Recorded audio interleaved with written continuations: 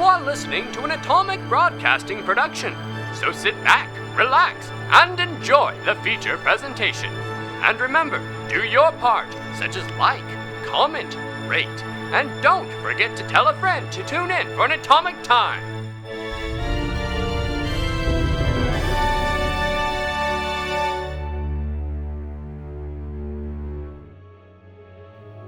Now, where did we leave off?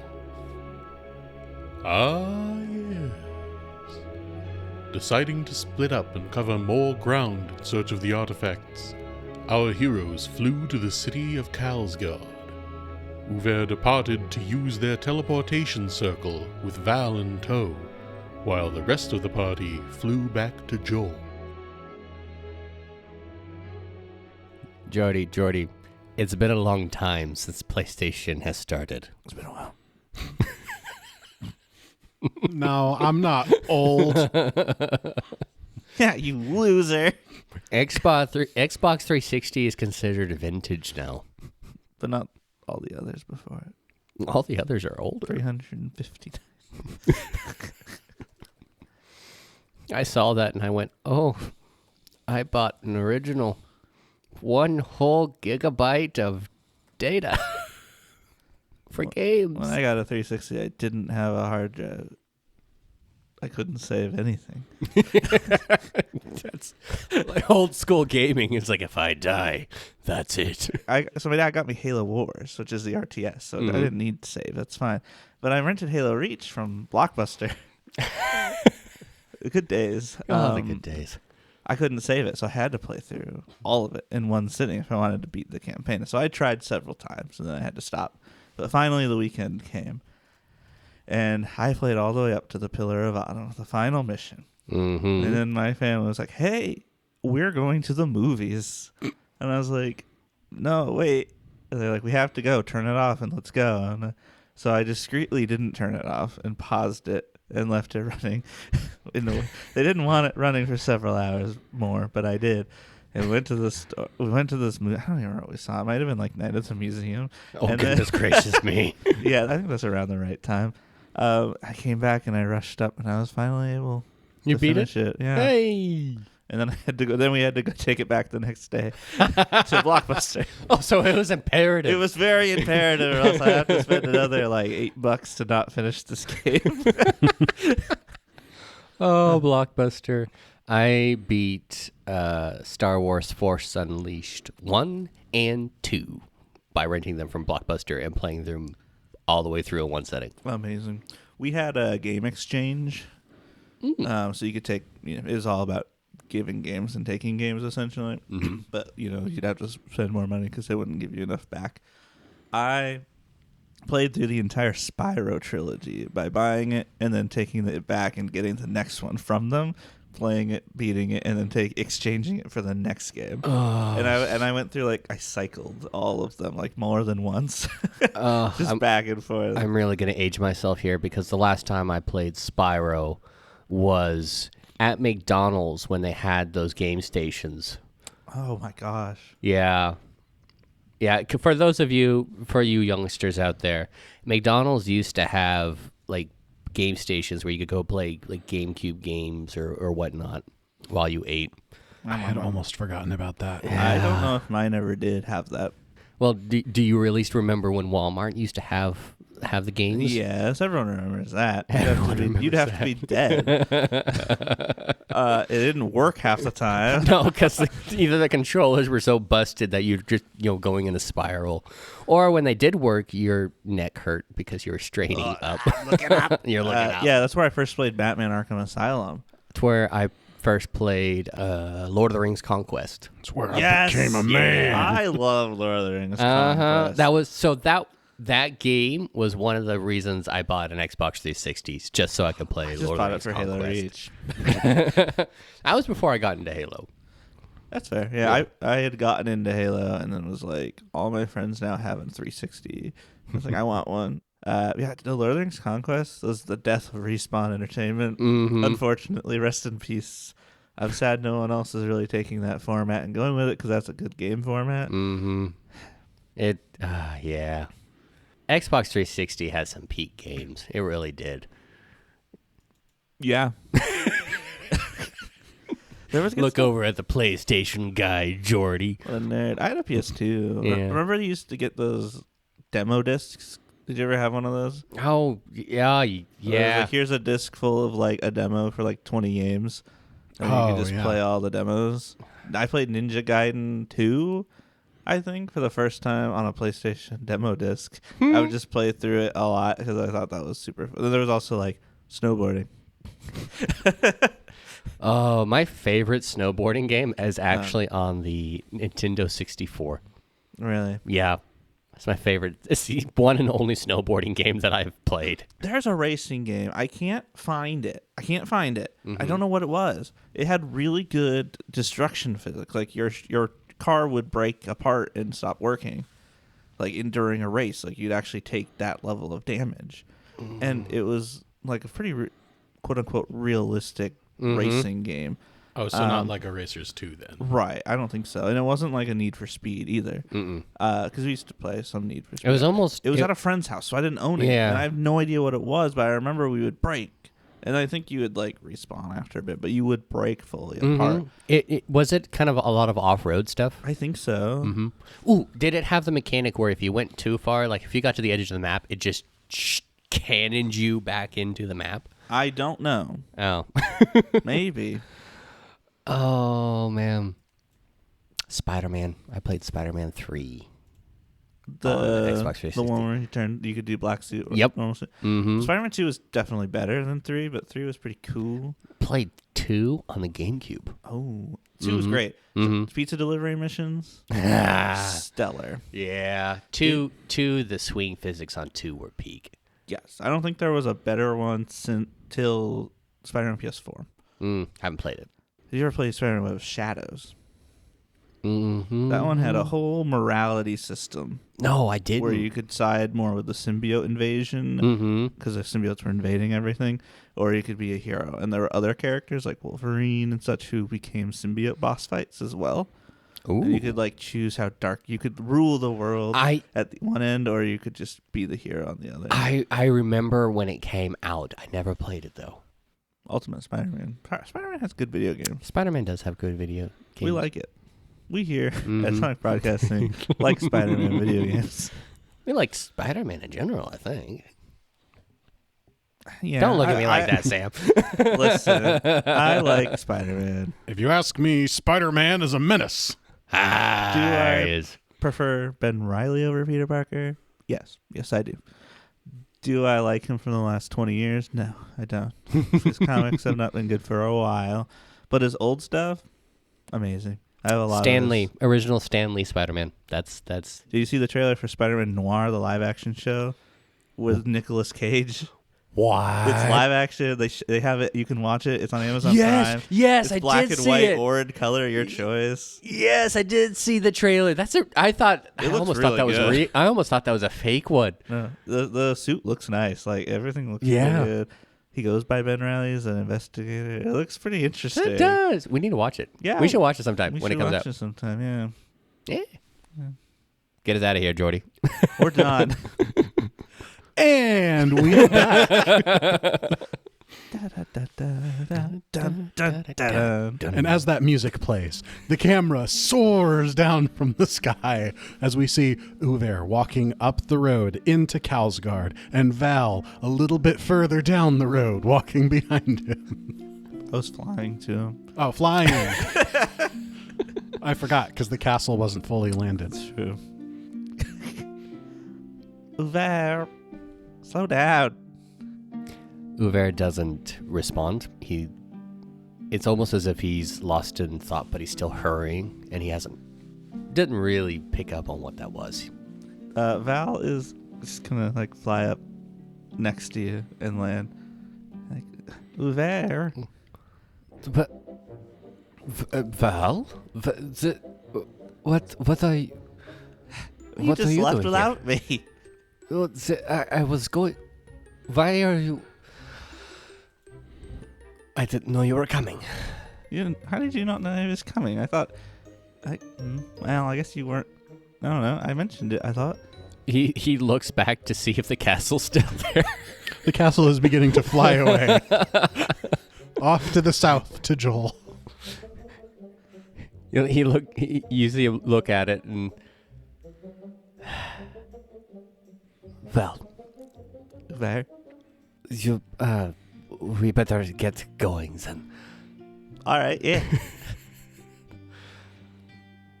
We need to go talk to the court mage in order to gain access to the teleporter. All right. That way we can go to Tar-Kazmukh and as efficient a timetable as possible. All right. Efficiency. He looks again at the cloud castle, now probably a dot in the sky. Let's go. All right. As you make your way through Kalsgard, it is very obviously far more wealthy of an area than Joel. Joel is kind of, the big city for the area, but it's a very poor area. Kalsgard is the intersection of several different trade lines, both by road and by sea, and even some air travel comes through this area. And having access to a teleporter circle, there's a lot of commerce that goes on here. So there's market stalls with exotic wares as you're going by. You see it's mostly humans, of course, mostly the Ulfin people here. But you're also seeing occasionally, there's some lizard folk and there's some people from Garund, just, exotic people passing through. Probably the most diverse population in the land of the Linnerm Kings. No particular lizard folk. No. No kobolds. You don't see any kobolds. No kobolds. Good. Didn't want to see them anyway. Wow. Better be home in bed. If there's a specific Eating a kobold snack. you're thinking about, traveling 30 miles an hour on a flying castle makes you really hard to track. Good. They should. Whomever it is should be in bed at a certain time. What? Uvaer enters the city and takes a moment to orientate himself. Perhaps he pulls out of thin air, because he has his library staff, a book, probably an older book than what you're used to, one that's been very well used, and flips through to the first pages, and you see a rough drawn sketch of a city, and if you can read Dwarven, I can. oh well, then you see that it says Kalsgard. Oh, a map. Uh, Is that not a map? Just how you said it. Okay. Uvaer kind of looks up a little bit when you say that. Just something about the jovial, almost innocent way that Val said it. As if she's so excited about something so simple. He gets a small frown, but then a little smile that is almost instantly gone. Yes, I came through here. At least I remember many, many, many years ago. When I first came to this area, actually. At the time, I had just started to really keep track of my adventures and things that I learned, so I made the map. Anyway, and he looks back down on his book. The court, I believe, is this way, unless it's changed in the last 100 or so years. All right. That's a nice looking map. Is that before the whole rune thing, or after all that? Uvaer's already walking, and I assume you're joining him. And he looks back. I think you forget, Val, that I don't remember losing my memories. Right. There's not a missing gap for you. No. I've had my runes for almost 300 years in my memory. So you remember having them when you were born? You're like 300, right?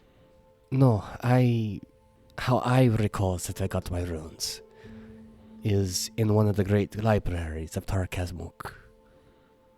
Oh. In one of the older sections, I pulled out a book. And while I was reading it, I woke up and had these runes. At least that is how I recall it. Nothing flashy, nothing so grand and I don't know. Poignant. But ever since then, they have been a part of me. At least in my memories. So, and he walks up to a door, or to a door to, I'm assuming, a large building? Yes, and an armored figure stops you and then kind of is just like, oh no, you've been cleared already. Come on in. Did you send word ahead? I'm guessing that's the Eagle Guards. Yeah, what did you think? Never seen you before in my life. No, you wouldn't have. I don't think you were born when I last came through. He says that casually as he walks through. And he like kind of just squints and watches you and then dwarves. As far as he remembers, in theory, you might have actually met. Thanks. People. You make your way into this impressive building. It's made with both of a combination of locally quarried stone and large old timbers. So it has a feeling of simultaneously like a castle and also just a very large lodge. Inside, as you ask around, you're quickly pointed in the direction of the West Wing, where you can find the court mage Arnkatla. Arnkatla.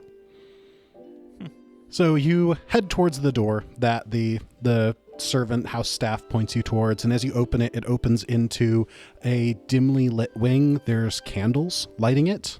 That's the first thing you notice, but then you also see that there are candles hovering near the rafters, kind of like Harry Potter style, and a blazing fire in the fireplace with a big black, like, what is that breed? It's a dog. It's like an English sheepdog, but it's like all jet black, and it's just splayed out in front of the fire, just snoring away.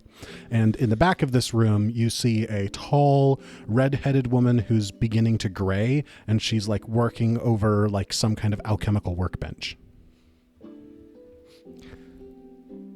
Uvaer is going to get close enough that they can communicate, but not too close in order to prevent accidentally startling her by walking up on her. So you make a few steps into the room, but before you even get as close as you were intending, the dog just kind of like sits up out of its sleep and just makes a little woof in your direction. And the woman stops what she's doing and looks back and is like, oh, guests. Wipes her hands off on an apron. Are you Archmage Arnkatla? Court mage, yes. What can I do for you? We were hoping to make use of your teleportation circle in order to traverse to Tar-Kazmukh. Oh, that shouldn't be too difficult. There isn't too much demand for it this time of year. Let me just get the papers in order. And she crosses over to the other side of the room and starts going through a desk and looking for some paperwork. May I ask what your business is with the teleporter circle, where you're going? To travel to Tar-Kazmukh. Oh, yes, that's right. You just said. And let's see. How many people are going? It will be myself and one other. Hello. All right, and she hands over the papers. I'll need your full names put down here, the duration of your stay, when you intend to return, as well as declaring any items or goods that you'll be taking with you on your journey. Huh. Uvaer quickly fills out the form of Uvaer Sterkvind, his name, and I mean, other than a staff of library and his staff of, the name escapes me. That's not the name of it. Atmospheric staff? That's the one. I'm not going to write down everything he's got. you basically just copy Yeah. over from your character sheet.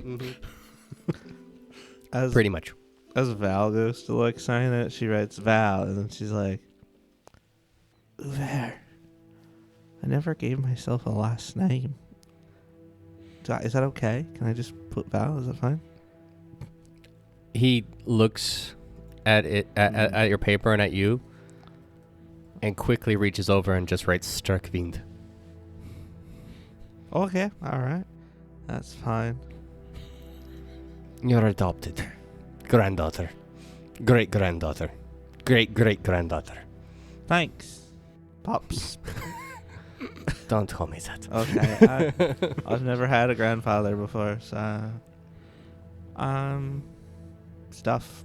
I've got drums. I've got a viol. I've got panpipes. I've got a couple of things. Arm. 2 chalices. Arm. Wait. Arm. I have an extra arm. Oh, that's right, you do. There you go, ma'am. I think I'm done. She takes the paperwork back from each of you and looks them over. Particularly when she gets to Val's paperwork, she's just kind of frowning a little bit. Sorry, my penmanship isn't great. Interesting. And you both verify that all information on these forms is true and accurate to the best of your knowledge? For the purposes of travel, yes. Interesting. Well, you see, as court mage, it is also my responsibility to ensure that no incursions occur between our nation and others. So to authorize you for use of this teleportation circle, I do ask that you answer any of my following questions with absolute honesty. And she reaches into her drawer and pulls out a thin, strip of brass that hangs a little bell at the top of it. And she sets this stand on her desk, so it's just hanging the bell between you all. Mm-hmm. Merely a formality, I'm sure you're aware. Ask away. In that case, what is the purpose of your visit to Tar-Kazmukh? To visit an old friend and pick up an item. The bell rings. Very good. And how long do you intend to stay? No more than a few days at most. We don't have much time to spare. The bell rings again. Interesting. And do you anticipate any harm coming to anyone because of your journey? Because of the journey or during the journey? As a result of your journey, as a result of your visit to Tar-Kazmukh, do you anticipate any harm being caused to anyone? Yes, but mostly just to our party. What? If we can help Wait, it. I thought we were just going to talk to... I don't expect us to get in any trouble. Each of their remarks, the bell rings after their remarks. I thought we were doing this to avoid people getting hurt, right? I don't think we... Yes, we are doing this to avoid people getting hurt, but that does not mean that we ourselves cannot get hurt. I guess so. I thought... I'm now more concerned about what we're doing. If you haven't been concerned before, Val, this is your time to learn. Well, no, I mean, I thought we were just seeing your friend. We are. And we should be concerned about your friend? No. The bell just keeps ringing and ringing. If we could please stay focused. I will ask you each again. Uvaer Sturkvind, you confirm that all of the information presented on your paperwork is true and accurate to the best of your knowledge? Yes. The bell rings. And Val Sturkvind, you confirm that all the information presented on your paperwork is true and accurate to the best of your knowledge? No. I don't have a last name. The bell has remained silent. No, I said no. She didn't ask you. I should specify. I don't currently go by a last name. I just go by Val. The bell rings. I have had family situations that I don't want to be associated with anymore, and I haven't really taken the time to think about a new surname. The bell rings again. And so I decided to give her one for this trip. In order to avoid unnecessary questions. But I can't handle that pressure, so... Arnkatla, kind of stacks the papers between her hands while she's thinking. Val, while I sympathize with your concerns, for the purposes of our paperwork, we do need to be able to identify you should we need to reach you afterwards. What would be the family name by which others would be able to recognize you? Let me think about that. I think I have 3 last names right now.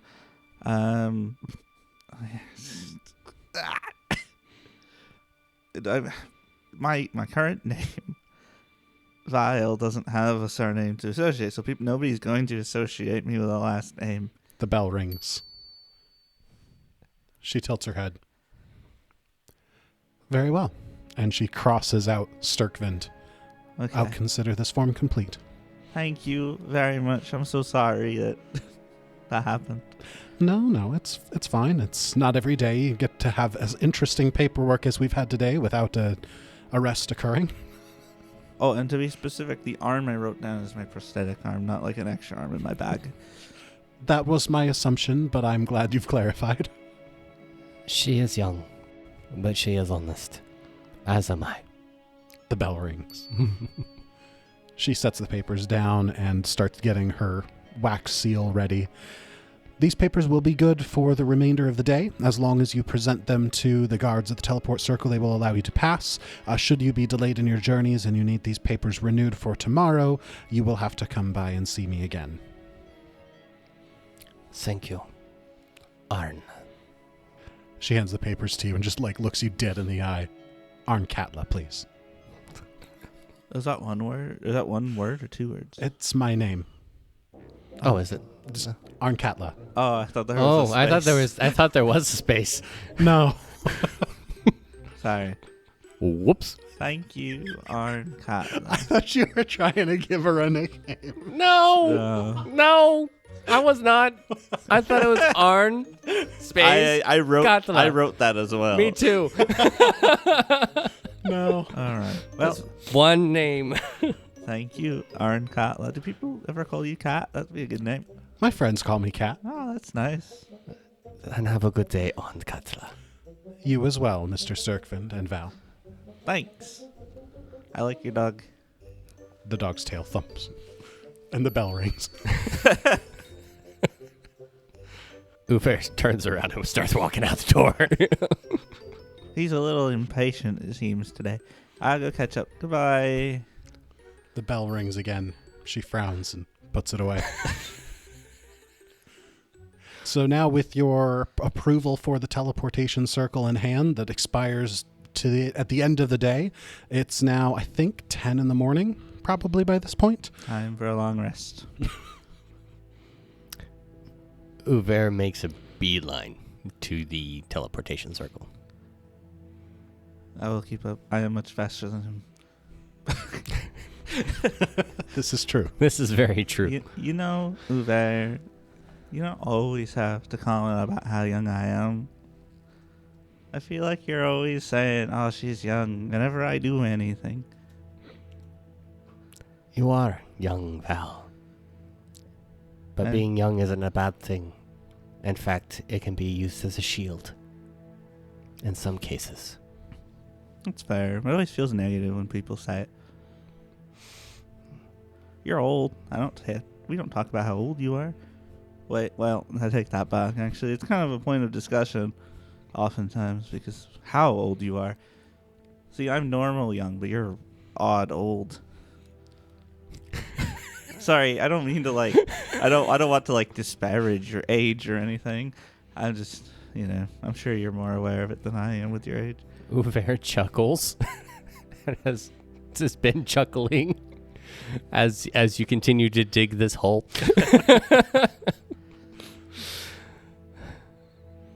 Stay as young as you can, Val, and enjoy the innocence that youth provides.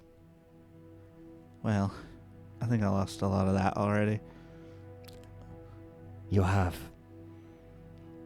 And I wish you hadn't. And he turns, I won't say obviously, but in a way that you can see he's ending the conversation and continues to walk on in silence. Thanks, Uvaer. And I will continue on in silence. So the journey between Arn Katla's quarters and the teleportation circle is not far. They keep a very close eye on the teleportation circle. So it's near the center of politics and business and everything, although it's well fortified around, you never really want a demon just materializing in the middle of town without a moment to do something about it. But the guards inside, when you present their papers, you're very quickly, speedily brought through to the teleportation circle without too much fuss. Yeah, we got through the magical TSA pretty well. Yeah, they use their telekinetic hands and give you a pat down. My bird, Sigrun, also is on the list of things I'm bringing. I forgot to even mention her. That's fair. She's been hanging. flying around. Giant bird. Hanging with the eagle guard. Be as big as them, aren't they? Close to, yeah. Yeah. So as you pass the final layer of guards, the final check, you enter a room. It's fully walled in tightly quarried limestone all the way around, with a really high wall, and on a raised dais is the teleportation circle with the runes and lines and charts and everything all glowing with some sort of turquoise-ish blue just glow. I'll make sure before we fully get through everything to call Sigrun down so she's with us. Since I don't want to just leave her here. Uvaer, before he walks into the circle, he looks over at Val. You didn't eat anything recently, did you? No, we didn't have breakfast. We got the whole Eagles Guard thing happen. Good. That'll make it a little bit less of discomfort. Is it more intense than a usual teleport? He looks back and has a small smile before he walks into it. All right. Cool. She looks before walking in. She's like, thanks, everyone. And then she'll head into the circle. And as you step across the circle, nothing happens. And you just step into the circle. Okay. And then one of the attendees nearby looks up from what he's doing and just holds up a thumbs up. You ready? Uvaer just gives him a nod. Yeah. All right. Okay, hang on. Want to see the paperwork at the Tar-Kazmukh? Okay. Walks over to a table and pulls out a compass and does some calculations. No, I'm just kidding ya. Waves his hand with some magic. The runes glow even harsher, and then suddenly there's a flash of light. And you find yourselves no longer standing in this walled room of quarried limestone, but in a massive cavern where columns and supports have all been etched out of the living stone. The floors are covered with rich scarlet carpets, and you are now standing in a teleportation circle in an entirely different part of the world, in the sky citadel known as Tar-Kazmukh.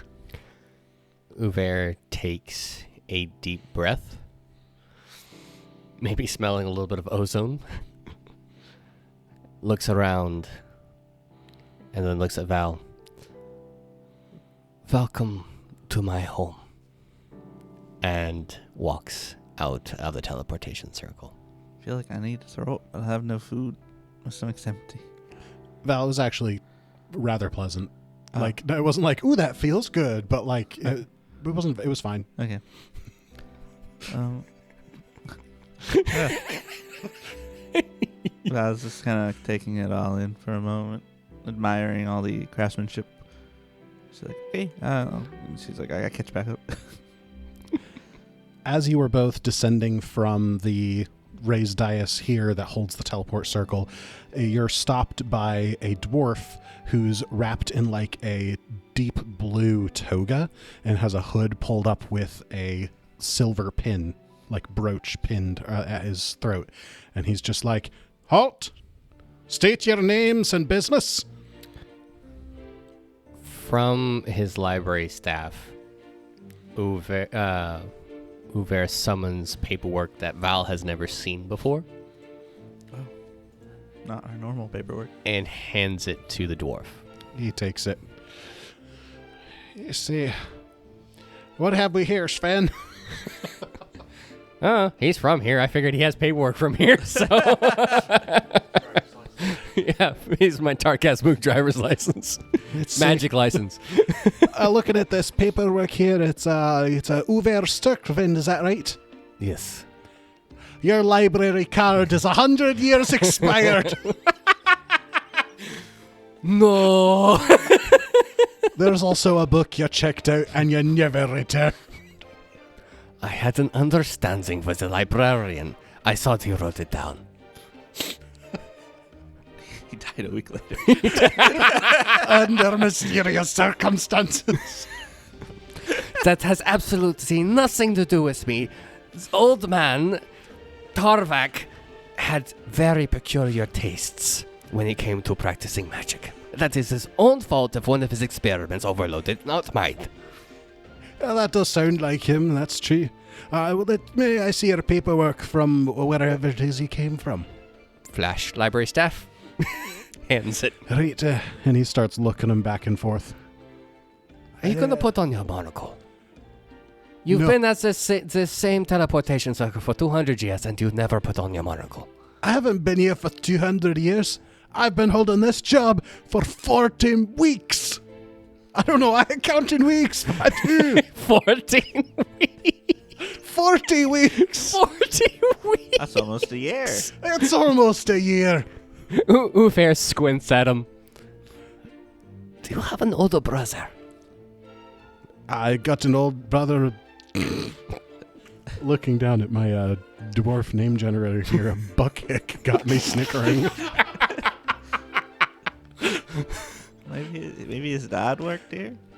My dad did, Nildrir. Oh, Neldrir. That's who was here last time I came. Now you're just making things up. What are you talking about? You can see it's at my age. He's like 300 years old. Yeah, I thought that was a little bit weird. Thank you for pointing it out. It is weird, and it's something we're investigating I drink my greens. actively. All right, hold your horses, Popeye. And as this dwarf He is swole.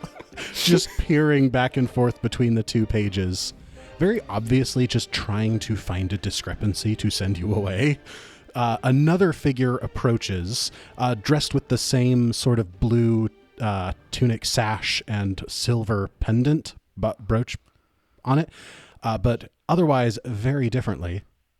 But I think right there might be a good time to stop this episode. On this Before random it gets dude. crazy. Yeah, just this random His person cousin approaching. from across the street who also happens to work here. I'll give you a spoiler. This figure is not a dwarf. Oh. Wow. Wow. Listen, as far as cliffhangers go, All right, okay, so this figure walks up and opens its mouth to say something. oh no! Ah!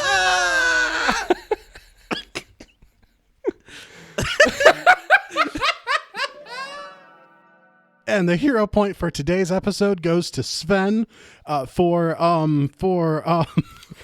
It's all right. We all know default because Sam's full up and I will be full up after this. So Yeah, at least I tried to talk to you this episode.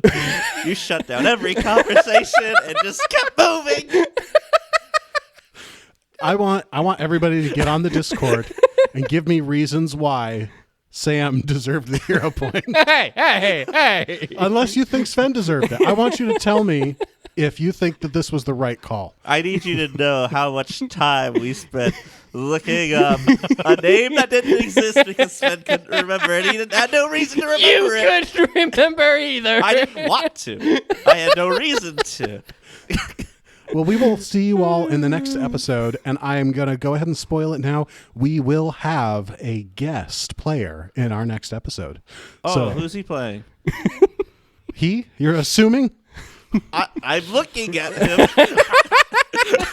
Is he with us now? Is he in the room? Is he in the room with us? There's other players coming from inside the house. Shorty, get us out of here.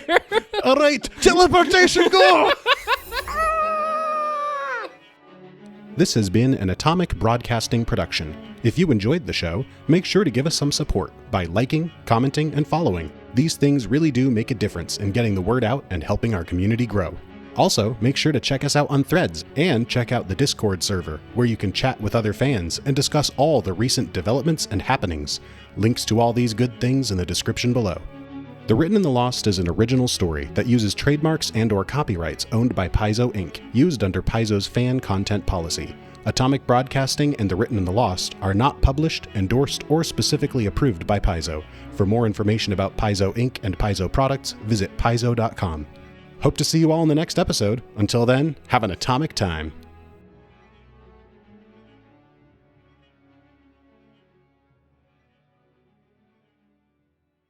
Default hero point. Yay! Our favorite kind of hero points.